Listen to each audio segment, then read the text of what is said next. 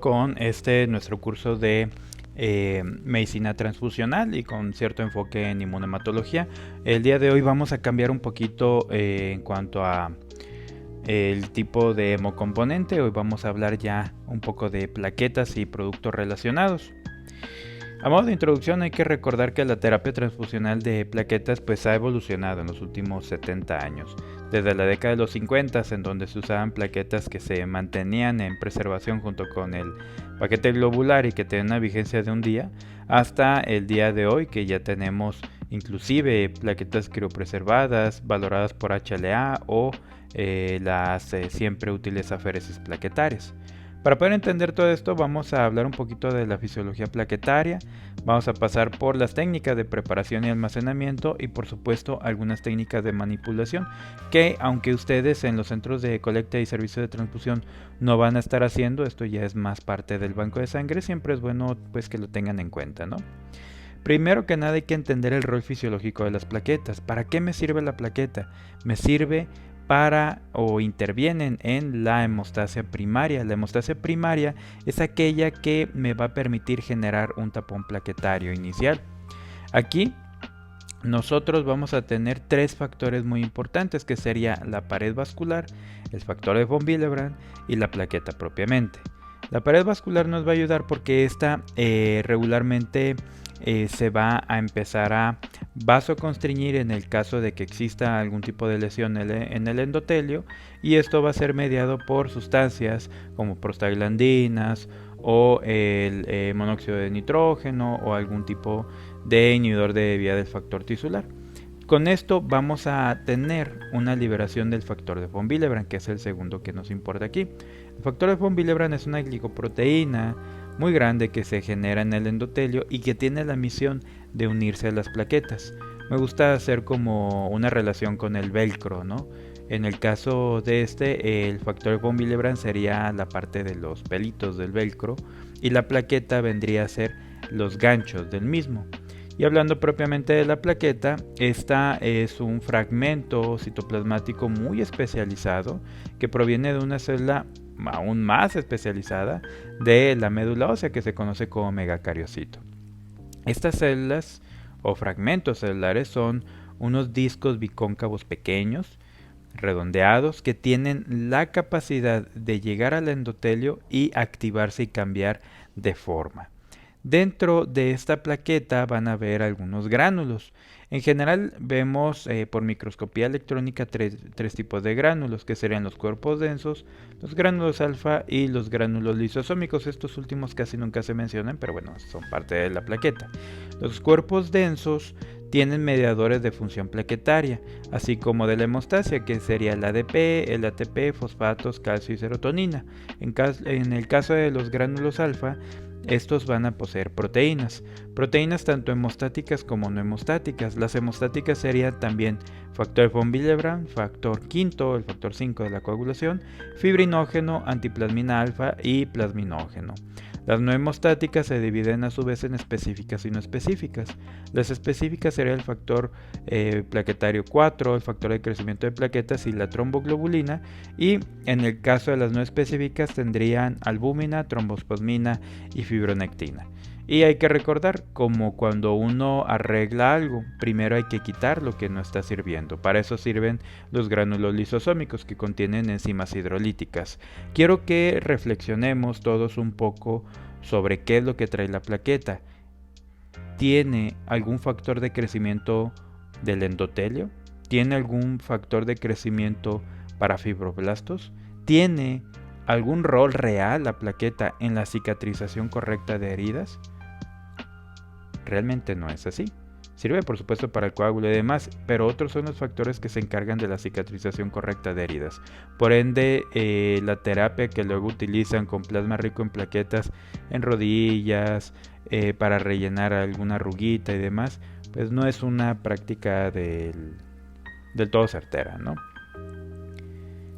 Volviendo a la plaqueta, las plaquetas en sí, como decía, son discos que tienen una gran cantidad de gránulos y a su vez de receptores que van a interactuar con el medio. En la parte de arriba tenemos algunas moléculas de adhesión, como lo sería la glicoproteína 1B95, que es la que se va a unir al factor de von Willebrand. Tenemos la glicoproteína 6, que es la que se une al colágeno, y la integrina alfa 2B beta 3, que esta se va a unir al fibrinógeno. Aquí se va a pegar, ¿no?, la plaqueta. En la parte de abajo tenemos algo que se conoce como PARs. Los PARs son receptores para agonistas solubles de la coagulación, como sería el tromboxano A2, la trombina o el ADP. Estos van a activar propiamente a la plaqueta y va a permitir que pueda cambiar su forma de un disco a pseudópodos y que éste pueda pegarse a donde está la lesión. Hasta aquí es lo único que vamos a hablar de momento de fisiología plaquetaria. Mucho más adelante hay una exposición para uso clínico de plasma y plaquetas donde vamos a repetir esta misma situación solo para tenerlo como repaso. Ahora sí, ya entrando de lleno a técnicas de banco de sangre, hay que hablar de la preparación y el almacenamiento. Algo muy importante es que para la preparación de las plaquetas tenemos dos técnicas. Tenemos una técnica de preparación a partir de sangre total por fraccionamiento o whole blood platelets y a partir de un solo donador usando una aféresis o un separador celular, que son plaquetas por aféresis. Vamos a hablar del primer procedimiento. En el primero, la sangre que obtenemos, o bueno, recordando un poquito la donación en sí, llega a nuestro donador, se hace su entrevista y demás. Cuando ya es apto, pasaría a la donación per se. Cuando nosotros tenemos a nuestro donador en cama, ya en el sillón, primero que nada vamos a proceder a canalizarlo. La aguja con la que canalizamos es una aguja muy especial. Primero, tiene un calibre grande. Y aparte de esto, todo está conectado a un sistema de silicona. Porque inclusive la propia aguja en la parte de adentro está siliconizada. La intención de esto es poder obtener sangre total, sangre que tiene eritrocitos, plasma, plaquetas, leucos, todo, y que pasa a través de esta vía y que no me genera la activación propiamente de las plaquetas. A su vez, los factores de coagulación. Estas va a ir pasando por la vía hasta llegar a la bolsa y se va a estar mezclando con el anticoagulante, que normalmente es citrato. Abajo tenemos una balanza, que es un dispositivo mecánico que va a estar tanto revolviendo, pues mezclando la sangre, como pesando y monitoreando el volumen total.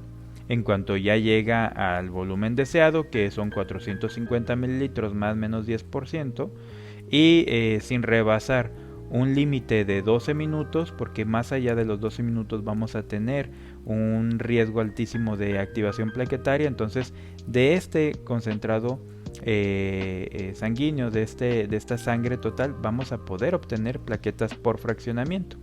Ya de ahí lo que vamos a hacer es tomar esta sangre total y preparar las plaquetas por medio de una de estas dos técnicas.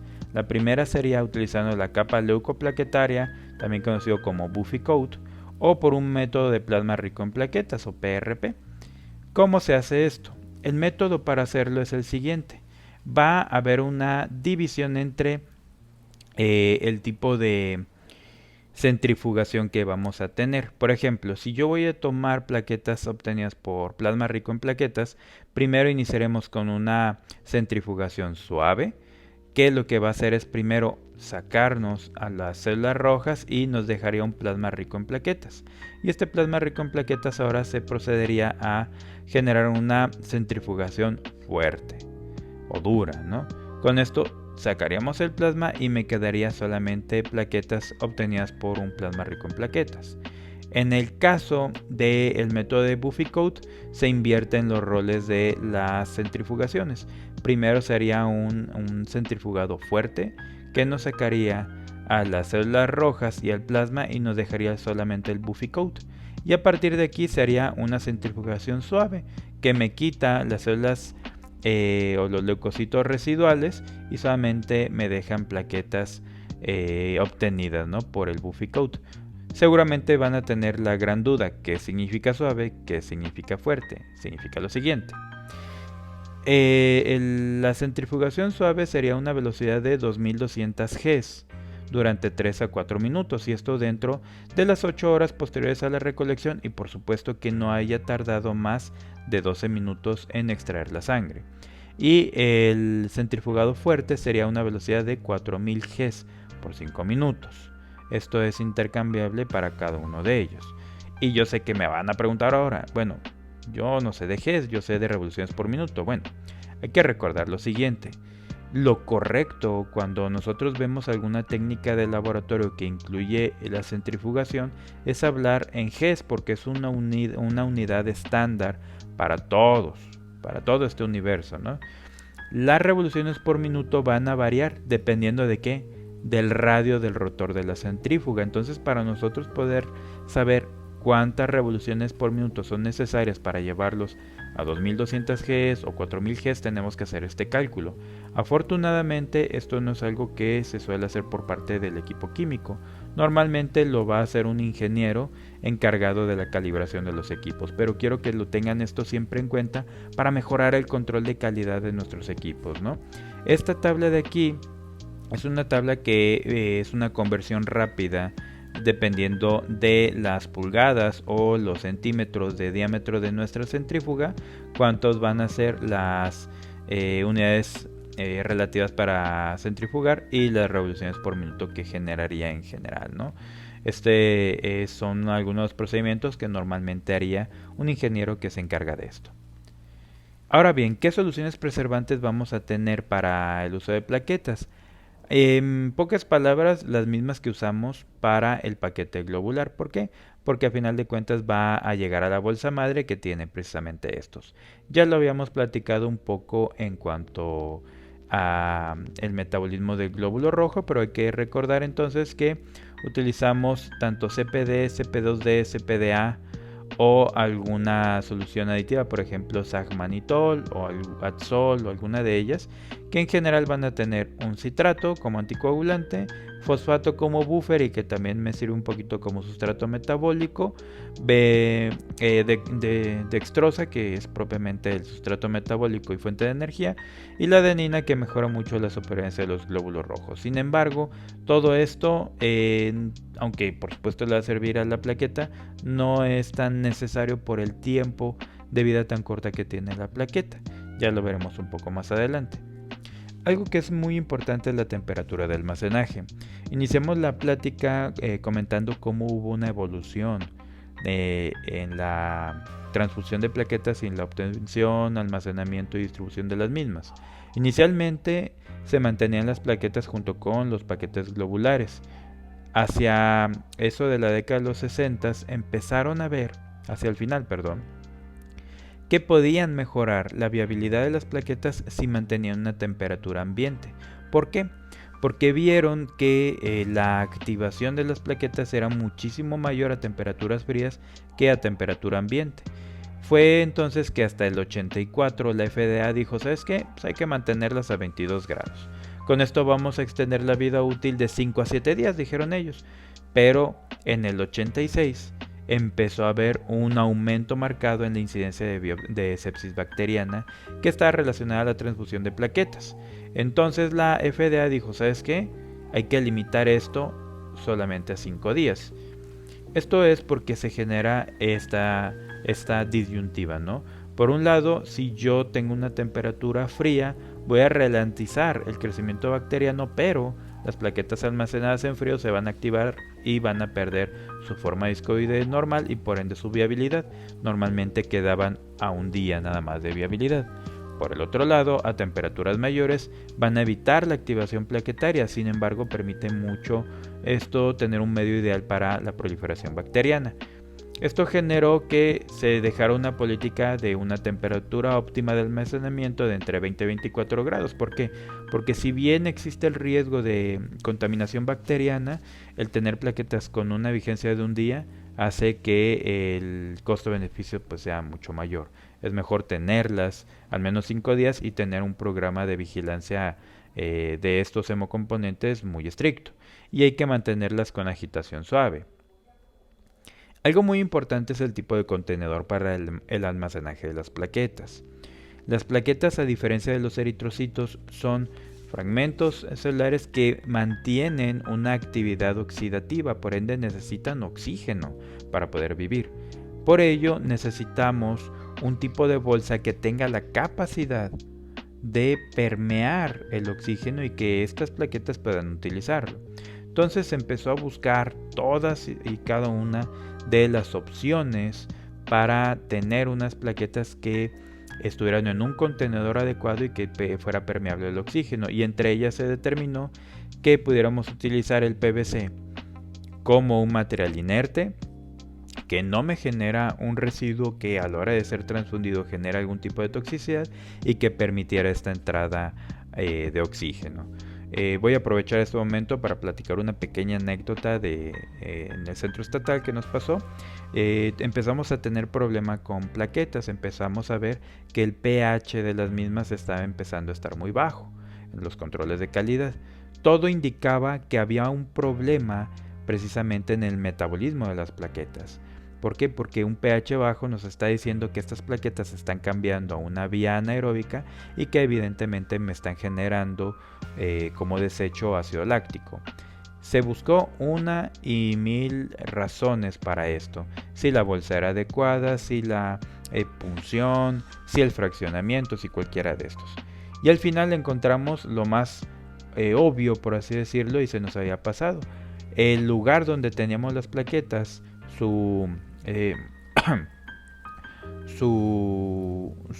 medio por el cual íbamos a mantenerlas en movimiento estaba completamente hermético. Entonces, al cambiar nuestro incubador de plaquetas por uno que sí tuviera ventilación, el problema se resolvió. Y esto es aplicable no solo para plaquetas, para todos los procesos que tenemos en el banco de sangre. ¿Por qué? Porque cuando yo veo un problema y le doy un seguimiento en todo el proceso como tal, voy a encontrar la causa de y por ende puedo resolverlo. En este caso así lo hicimos, a esto se le conoce como trazabilidad. Y continuando con las cosas que vamos a tener para mejorar la vida a medida de las plaquetas, tenemos la agitación. A finales de los 60s de los 70s se descubrió que las plaquetas almacenadas en agitación mantenían una mejor morfología. Y van a decir, bueno, ¿y ya existían agitadores plaquetarios o demás? No, se mantenían en los agitadores de tubos. ¿Por qué? Porque a alguien se le ocurrió, es una realidad. Veían que tenían mucha mejor viabilidad, entonces empezaron a generar mecanismos de agitación que podían tener algún rotor elíptico, que tenían algún sistema ondulante o horizontal, que mantenía una mejor viabilidad de las mismas. Hay estudios que valoran si es mejor tener rotadores elípticos, que sean laterolaterales, si son de arriba hacia abajo. La verdad es que no hay diferencia entre ellos. El mejor es el que tengamos, ¿no? Y algo muy importante, la norma bien nos los comenta. Si nosotros tenemos unas plaquetas que no las tenemos en agitación, su tiempo de vigencia sería de 24 horas. Hasta aquí hablamos de las plaquetas en general y obtenidas por el fraccionamiento. Ahora toca hablar un poquito de la plaqueta derivada de aféresis. Sé que los centros de colecta no tienen un separador celular, pero eso no significa que ustedes no puedan pedir una aféresis en alguna condición en específico o que eventualmente pudieran tener esta tecnología. Vamos a hablar un poco de ella. Primero que nada, la aféresis plaquetaria es un proceso por el cual voy a utilizar una máquina que se conoce como separador celular, que no es otra cosa más que como un fraccionador que funciona a la par de la donación con el paciente. ¿Por qué? Porque es una máquina que va a extraer sangre de mi donador, va a centrifugarla, va a separar el producto deseado, que en este caso serían las plaquetas, y regresaría todo el resto a nuestro donador. Y esto lo va a hacer por ciclos o de forma continua, dependiendo de los tipos de aféresis que tengamos, de máquina de aféresis, que de hecho son dos. Tenemos el de flujo continuo o el de flujo intermitente. Esto va a ser así. El de flujo intermitente, que normalmente es el que se tiene en banco, va a ser el proceso por ciclos. Primero extrae la sangre, la va a separar en los diferentes hemocomponentes. A partir de ahí va a cosechar uno de los hemocomponentes y va a retornar el resto. En el caso de una plaquetaféresis, obtendría las plaquetas, regresa el resto. En el caso de una plasmaféresis, quitamos el plasma, regresa el resto. O de una eritroféresis de bolsa doble o bolsa única, quitamos los eritrocitos, regresa el resto. Y también esto lo podemos utilizar para procesos terapéuticos, como es el caso de la plasmaféresis, leucoféresis o inclusive plaquetaféresis, pero de manera terapéutica. Esto es motivo para otra capacitación completamente diferente desde el punto de vista de situaciones terapéuticas que están relacionadas a banco de sangre. Muy bien, y esto al retornar todo el resto, iniciaría de nuevo el proceso hasta completar nuestra extracción y el rendimiento esperado. Y en el flujo continuo hace todo esto de forma continua. La diferencia es que para tener una máquina de flujo continuo tengo que tener forzosamente 2 vías. Y esto en el punto de vista de donación y banco de sangre pues no es viable. El tener a un donador canalizado en ambos brazos para esto pues no es lo ideal. Cuando dejamos este tipo de máquinas para procesos terapéuticos donde no es tanto por una donación sino para mejorar la salud pues, o incluso salvar la vida de un paciente.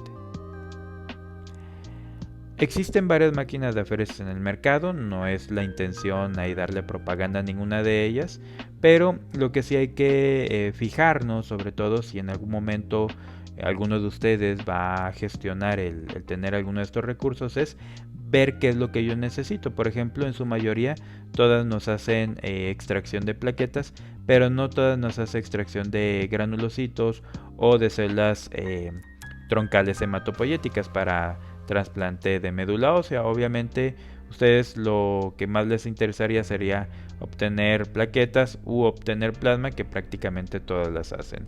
Esta es la máquina que tenemos actualmente en el banco de sangre. No voy a decir la marca, pero bueno, la pueden investigar, no es del otro mundo. Y lo importante es que prácticamente todas las máquinas de aféresis cuentan con una pantalla con las que se hace pues toda la programación del evento de donación. Tenemos la parte de balanzas, esta de aquí roja que se ve es donde se suele dejar el ACD, citrato.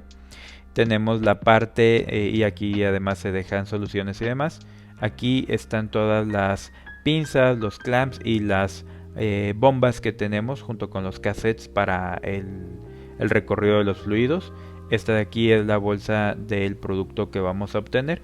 Y aquí estos dos botoncitos se pican y esto se jala y adentro está la centrífuga en donde se deja un cartucho y un cinturón en donde quedan las plaquetas. Estas al final se reconstituyen y se les resuspenden un poquito de plasma y se mantiene aquí.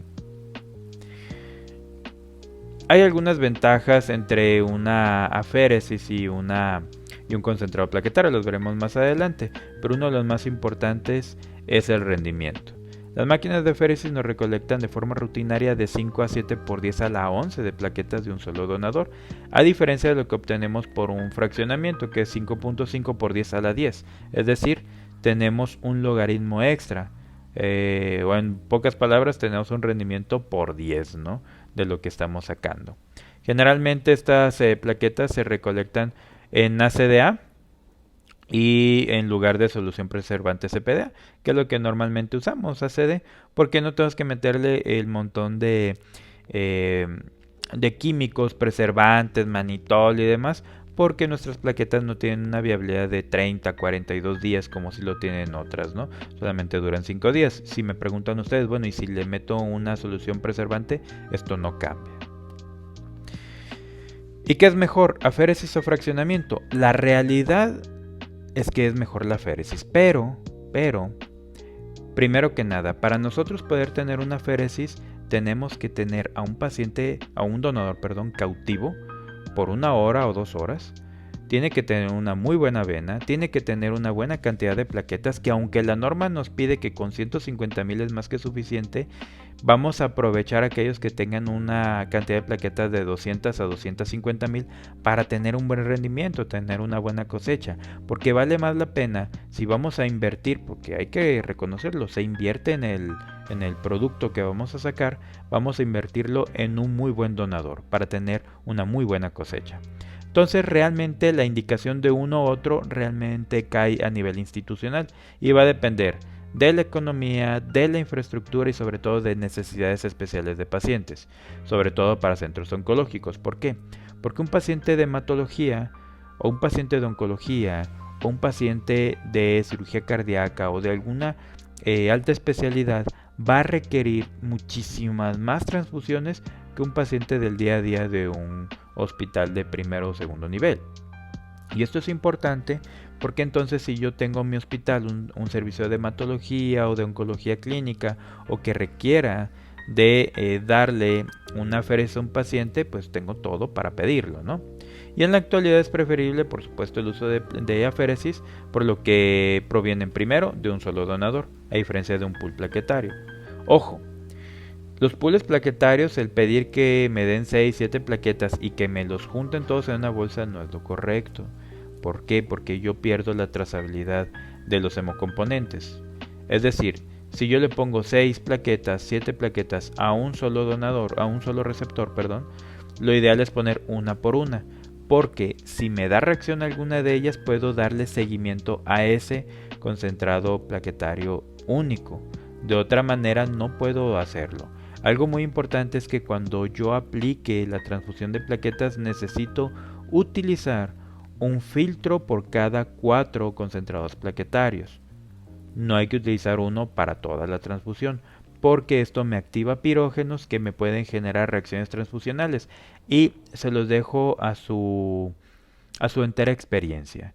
¿Cuántas veces no han transfundido plaquetas a algún paciente y siempre les genera reacción transfusional a la última plaqueta? Esto es derivado de no cambiar los filtros. Ténganlo siempre en consideración. Esto lo abordaremos mucho más adelante en la parte clínica de transfusión de plaquetas y plasma. En cuanto al control de calidad, que esto es importantísimo para los centros de colecta y para nosotros como banco de sangre, hay que recordar algo. Aunque si bien los estándares de calidad van a variar en cada país, hay algunas cosas que siempre se valoran, como es el pH, el número de plaquetas, el número de leucocitos y demás. Este, por ejemplo, es el estándar que tienen en Estados Unidos y en Europa, donde ellos valoran la cantidad de plaquetas que tiene que variar entre sangre, las que vienen de fraccionamiento o aquellas que se vienen de aféresis, el volumen que va a tener y la cantidad de células residuales, además del pH.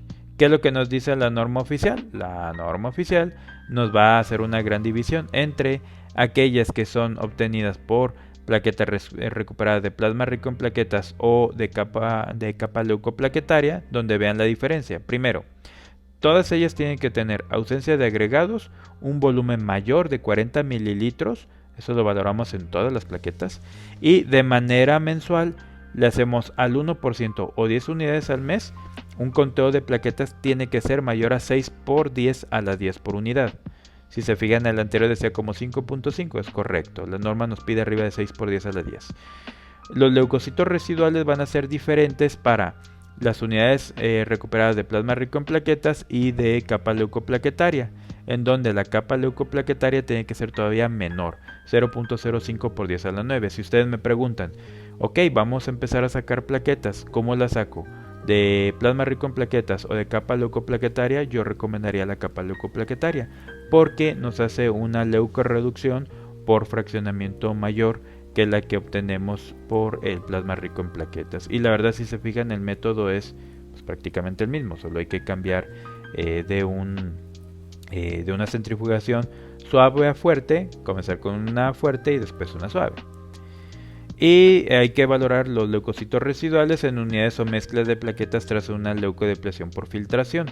Esto es si hacemos una filtración predepósito de las mismas. Es raro que se haga, pero bueno, es válido y tiene que ser menor a 0.2 por 10 a la 6. Esto casi siempre se hace a pie de cama con filtros especiales leucodepletores, pero si es el caso difícilmente vamos a hacerles control de calidad, ya que esto es una indicación médica que se suele hacer a pie de cama, ¿no? Esto hay que verlo en el 1% o 10 unidades al mes, lo que sea mayor, ¿no? El pH al término de la vigencia tiene que estar entre 6.4 y 7.4, esto lo vemos en el 1% o 4 unidades al mes, lo que sea mayor, y el control bacteriológico al final del procesamiento obviamente tiene que ser negativo, y lo vemos en el 5% o 20 unidades al mes, lo que sea mayor.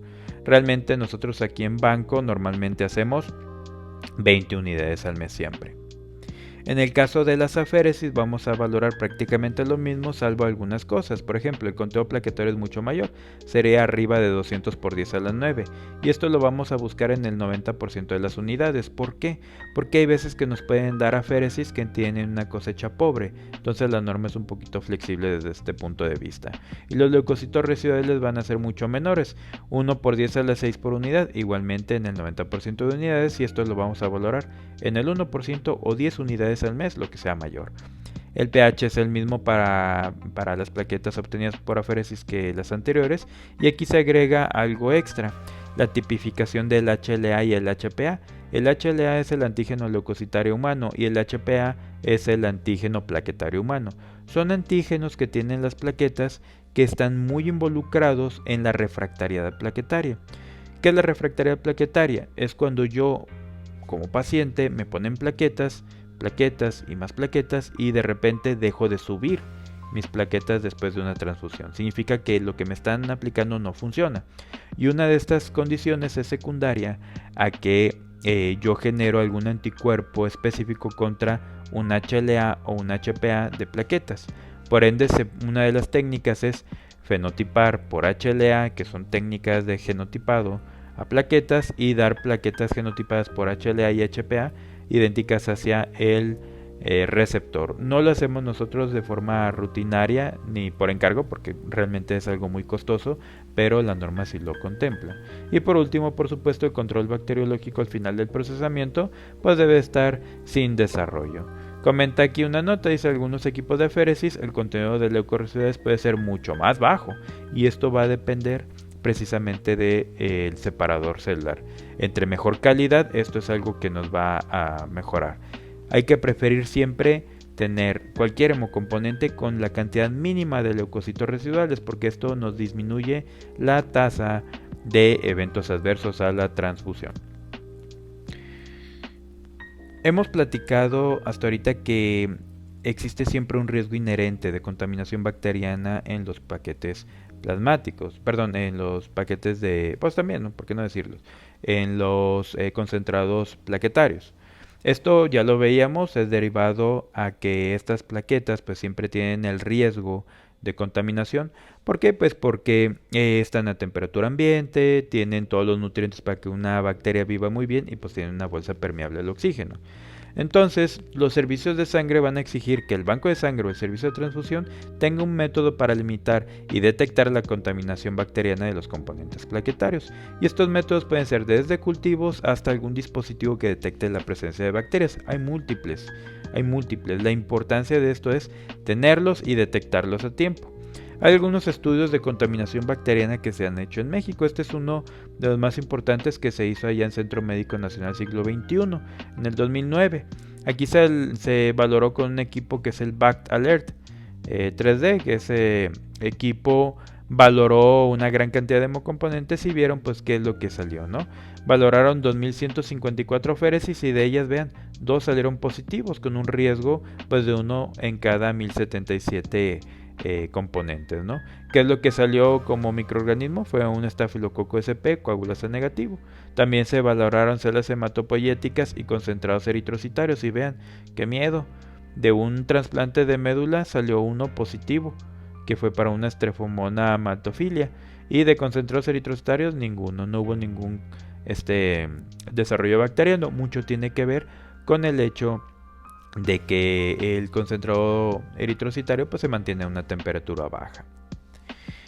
La FDA ha tratado de mejorar un poquito el tiempo de viabilidad de las plaquetas. Si bien el tiempo estándar a nivel mundial es de 5 días, nosotros podemos extenderlo un par de días más para que sea 7 días, siempre y cuando hagamos una de dos cosas: o tenga yo algún equipo que me pueda detectar al término de la vigencia que no tiene contaminación bacteriana, y existen múltiples equipos, no es el caso de hablar ahorita de ellos, o que tenga un procesamiento posterior, que dentro de ellos sería la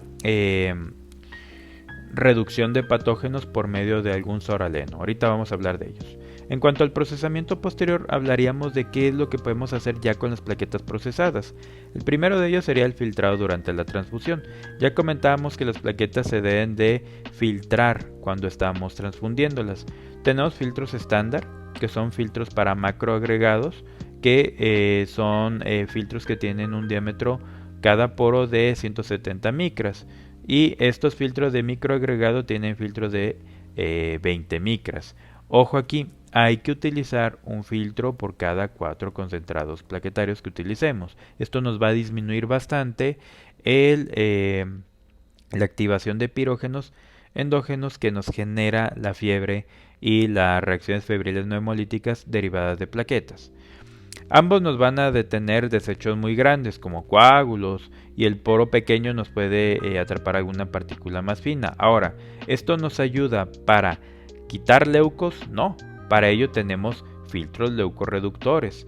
La leucorreducción por filtros a pie de cama se ha utilizado desde los 90 y tenemos una gran cantidad de filtros. Entre ellos lo que utilizan son fibras de terlenca o de poliéster, que van a atrapar eritrocitos y van a atrapar leucocitos por cargas eléctricas, y este se suele utilizar a pie de cama. La verdad es que casi no se utiliza porque son costosos, cuestan más o menos unos 1,500 pesos cada filtro, y pues normalmente utilizar uno para una transfusión de vez en cuando pues no es lo adecuado. Es más sencillo estar utilizando aféresis plaquetarias, que aparte de todo están leucodepletadas por el mismo proceso, ¿no? Sin embargo, existe la opción. Algo que sí tenemos que utilizar inclusive por norma es la irradiación gamma.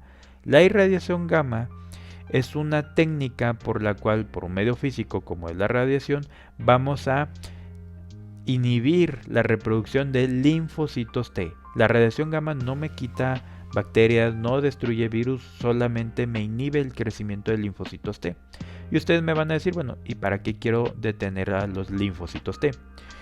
Existe una enfermedad conocida como enfermedad de injerto contra huésped transfusional, en donde los linfocitos T del donador, si por una muy mala suerte comparten HLA, que ya decíamos que es el antígeno leucocitario humano, con el receptor, estas células tienen la capacidad de implantarse en la médula del paciente, del receptor, y eventualmente empezar a crecer, reproducirse, y estas, como ya tienen una inmunidad adquirida de alguien diferente, va a empezar a atacar al huésped, y este ataque es mortal. Acaba con la médula ósea, acaba con todos los órganos y tejidos, y el paciente puede fallecer. Hay algunos pacientes, obviamente no todos tienen este riesgo, pero hay algunos pacientes que tienen este riesgo inherente, como lo serían los recién nacidos, pacientes pediátricos de muy bajo peso, por ejemplo, aquellos prematuros extremos de menos de 1,500 gramos, y personas que van para un trasplante o que tienen alguna neoplasia maligna, ¿no? Alguna leucemia, linfoma, pues estaría muy bien indicado el dar algún hemocomponente irradiado. La FDA nos recomienda utilizar 2500 centigrays para esto. Se utilizan unas calcamonías especiales que son radiosensibles y que cambian de color cuando están enfrente de una fuente radiactiva. Normalmente utilizamos cobalto o alguna situación por el estilo. Sin embargo, les soy sincero, el centro estatal no cuenta con un radiador ni de plaquetas ni de hemocomponentes, malamente porque transgredemos a la norma. Ahí nos hace falta un poquito de gestión, pues recurso por parte de Secretaría para tener este tipo de irradiador, que sí es muy importante, ya que nosotros ofrecemos paquetes leucodepletados, sí, pero no irradiados para los chiquitines, ¿no? Y por último tenemos la reducción de patógenos. La reducción de patógenos es una estrategia con la cual yo voy a inhibir ahora el crecimiento, pero no de leucos, sino propiamente de agentes infecciosos, de bacterias, ¿no? Esto se va a hacer por medio de un soraleno. Los soralenos son sustancias químicas que tienen la capacidad de activarse por medio de rayos ultravioleta. Entonces este soraleno, que el que más se utiliza es el amotosalem, va a entrar dentro de la bacteria, se une al ADN y al activarse va a ser una unión entre los dímeros que pueden haber de timina, y esto va a inhibir la replicación bacteriana y viral. Va a lograr inactivar grandes cantidades de VIH libre en las células, de hepatitis B, de hepatitis C, de bacterias gram positivas y negativas, así como Trypanosoma cruzi, Plasmodium malariae, Borrelia burgdorferi y Rickettsia. Y así es como se ve. Tengo yo mi soraleno, llega a la partícula de ADN helicoidal de la bacteria o del virus, se une a las bases nitrogenadas, y cuando está expuesta a una luz ultravioleta se activa e impide la replicación de estos virus, y eventualmente ya, si bien no los mata, ya no se pueden reproducir y eventualmente van a morir, ¿no?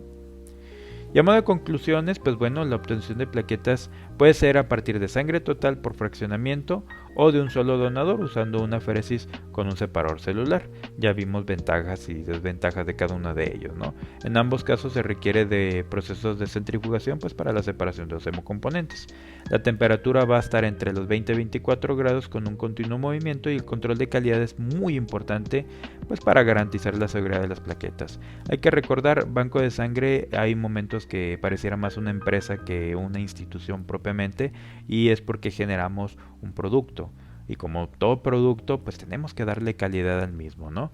Existen estrategias postprocesamiento como sería la leucorreducción, lo que sería la irradiación y por supuesto la inactivación de patógenos. Nosotros teníamos también inactivación de patógenos hasta hace algo de tiempo.